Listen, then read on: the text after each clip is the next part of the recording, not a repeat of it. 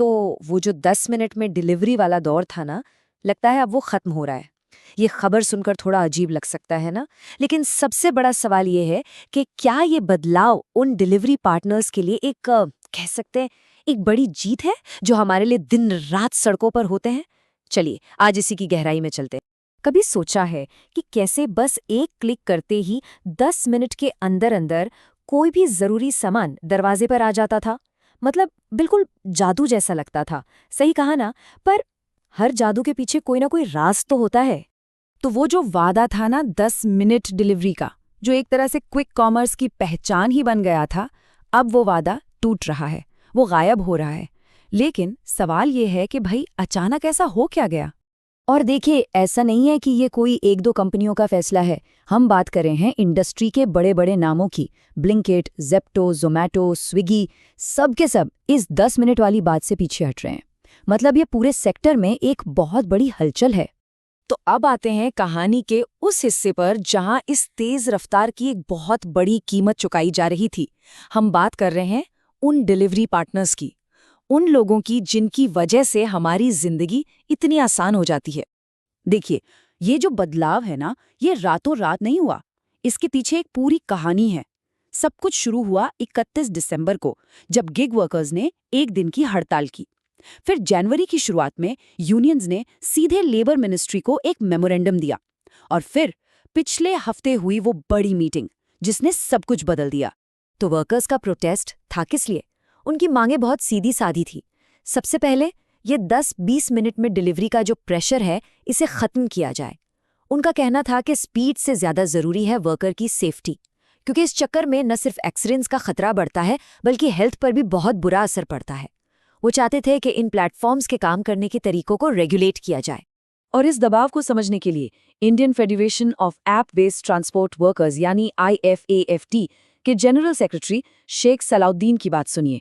उन्होंने साफ साफ कहा कि 10 मिनट डिलीवरी मॉडल ने डिलीवरी पार्टनर्स को खतरनाक ड्राइविंग करने और जबरदस्त तनाव में रहने के लिए मजबूर कर दिया था।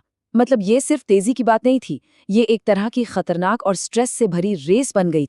तो जब वर्कर्स ने आवाज उठाई, उनकी मांगों पर ध्यान गया और फिर सरकार ने इस मामले में दखल दिया। और यहीं से इस पूरी कहानी में एक बहुत बड़ा, एक निर्णायक मोड़ आया। अब उस मीटिंग में हुआ क्या, ये जानना बहुत जरूरी है। एक तरफ थी कंपनियां। उनका कहना था हमारी जो 10 मिनट की डिलीवरी है वो स्मार्ट वेयरहाउस की वजह से है, हम वर्कर्स पर कोई प्रेशर नहीं डालते। लेकिन दूसरी तरफ थे लेबर मिनिस्टर मनसुख मंडाविया।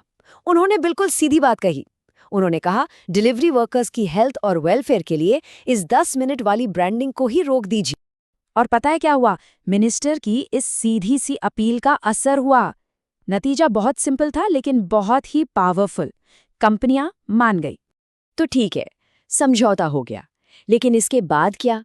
इस फासले का असल में क्या असर पड़ा और लोगों ने, यूनियंस ने इस पर कैसे रिएक्ट किया?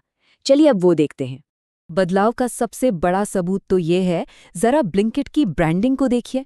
पहले वो कहते थे 10,000 से ज्यादा प्रोडक्ट्स सिर्फ 10 मिनट में डिलीवर, और अब वो कहते हैं 30,000 से ज्यादा प्रोडक्ट्स सीधे आपके दरवाजे पर। देखा, 10 मिनट शब्द गायब। अब फोकस स्पीड पर नहीं, वैरायटी पर है।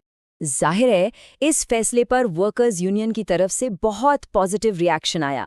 शेख सलाउद्दीन ने इसे गिग और प्लेटफॉर्म वर्कर्स की जिंदगी और उनके सम्मान की रक्षा के लिए एक बहुत बड़ा और जरूरी कदम बताया। उनके लिए ये वाकई एक बहुत बड़ी जीत थी। और सिर्फ यूनियंस ही नहीं, इस फैसले को पॉलिटिकल सपोर्ट भी मिला। आम आदमी पार्टी के MP राघव चड्ढा ने कहा, सत्यमेव जयते, हम सब मिलकर जीते हैं। और उन्होंने सरकार के इस इंटरवेंशन के लिए उनका आभार भी जताया। दिलचस्प बात यह है कि ये सपोर्ट किसी एक पार्टी तक सीमित नहीं था। बीजेपी के MP प्रवीण खंडेलवाल ने भी इस फैसले का स्वागत किया। उन्होंने कहा कि ये फैसला डिलीवरी वर्कर्स को मेंटल और फिजिकल स्ट्रेस से बचाएगा। तो मतलब इस मुद्दे पर सब एकमत थे। तो अब आते हैं सबसे बड़े सवाल पर। इस एक फैसले का मतलब क्या है? सिर्फ 10 मिनट डिलीवरी का खत्म होना, या फिर पूरी गिग इकोनॉमी के भविष्य के लिए इसके कुछ बड़े मायने हैं? सरकार के हिसाब से देखें तो ये गिग वर्कर्स के लिए ज्यादा सेफ्टी, ज्यादा सिक्योरिटी और बेहतर वर्किंग कंडीशंस की तरफ एक बड़ा कदम है। मतलब साफ है, अब शायद हमारी सुविधा के साथ साथ उन लोगों की सुरक्षा को भी उतनी ही अहमियत दी जाएगी। तो आखिर में सवाल यही बचता है, क्या ये गिग इकोनॉमी में एक टर्निंग पॉइंट है? क्या हम एक ऐसे दौर की तरफ बढ़ रहे हैं जहां कंपनियों के मुनाफे के साथ-साथ वर्कर्स की सेफ्टी और उनकी भलाई को भी उतनी ही तवज्जो मिलेगी? ये एक ऐसा सवाल है जिस पे सोचना बहुत ज़रूरी है।